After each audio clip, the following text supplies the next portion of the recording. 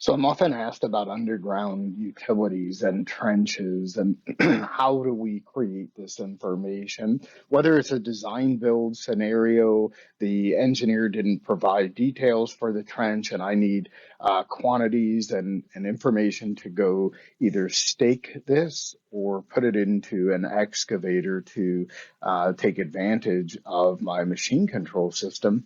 Um, I have options to create that data inside of Magnet Office. And this is one of the areas that I really love Magnet Office is there are a lot of different ways I can do this. So depending on what it is I'm trying to create, depending on the information that I have different ways I can approach this.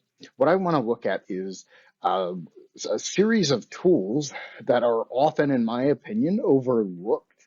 They're things we don't get into on a day-to-day basis.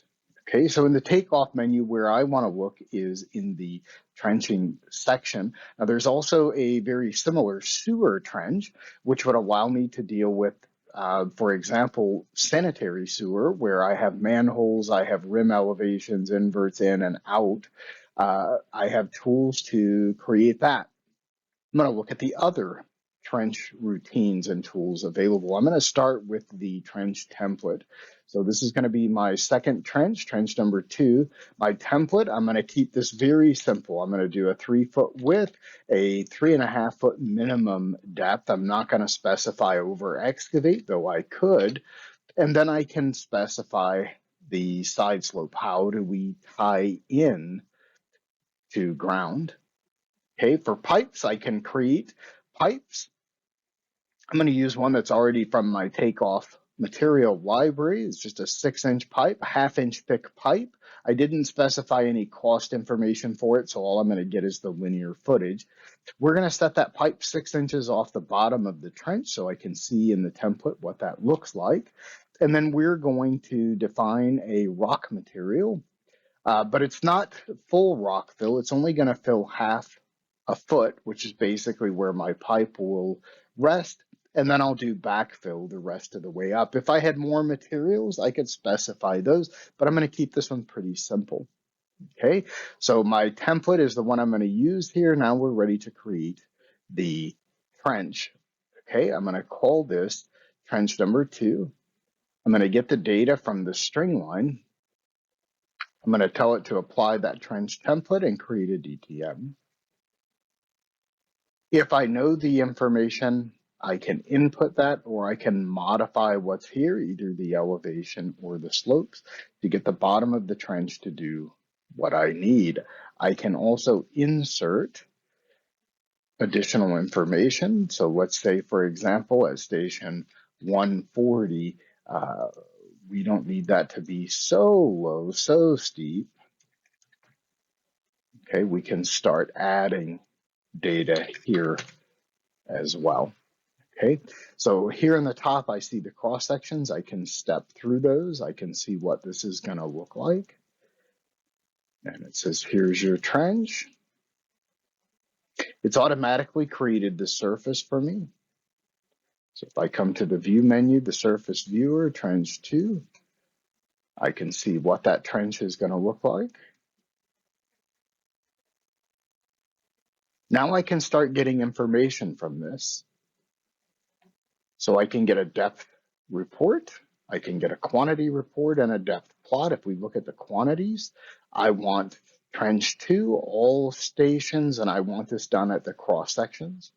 So it says, here you go. Here's the information for the cross sections, the backfill amount, the backfill material, the pipe length, 217 linear feet of pipe, and the total amount of excavation for this particular trench. Now, maybe the depth report is important to me. And it says, here you go, between 3.5 and 6 feet, 15% of your pipe falls there, 33 feet, 6 to 8 foot of depth, 42 feet, which is about 20%. And then 65% of your trench is 141 feet. Okay, so this starts to tell me how much of this exceeds or doesn't meet minimum depth and how much is in these deeper zones. I have the ability to do the depth zone color plotting as well as a simple report. Okay, so I'm going to use the basic settings, not going to change anything because I just want to show what this looks like.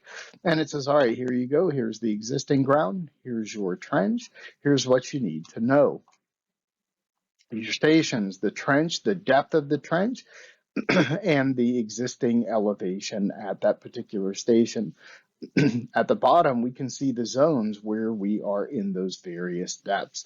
So the first 33 feet of pipe are in solid ground, 3.5 to 6 feet. The next 42 feet are in the 6 to 8 foot depth. And then the remaining 141 are in that 8 feet and over depth range. And I can see that displayed quite clearly here. So this is a tool. This is a tool set that, in my opinion, is often overlooked, and it's one we don't get into and we don't show enough, and we don't get in and play with enough, and start looking at the information we can get for a trench, not just creating a surface or not just creating a volume, but actually getting back information that's useful as I'm going to do this excavation.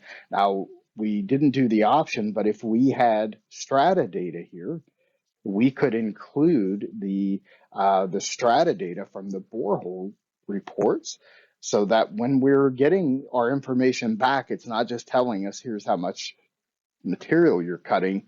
It's telling us more specifically, this much of it is clay, this much of it is this weathered shale band, and then here is where we're hitting limestone. So in areas where that bedrock starts to come into play, this is important and useful information. So that's a look at just one of the many ways we can deal with underground utilities and trenches inside of Magnet Office. And for more details on this workflow, other workflows related to underground and trenching, please log into your MyTopCon Now account and review the content that's available for Magnet users today.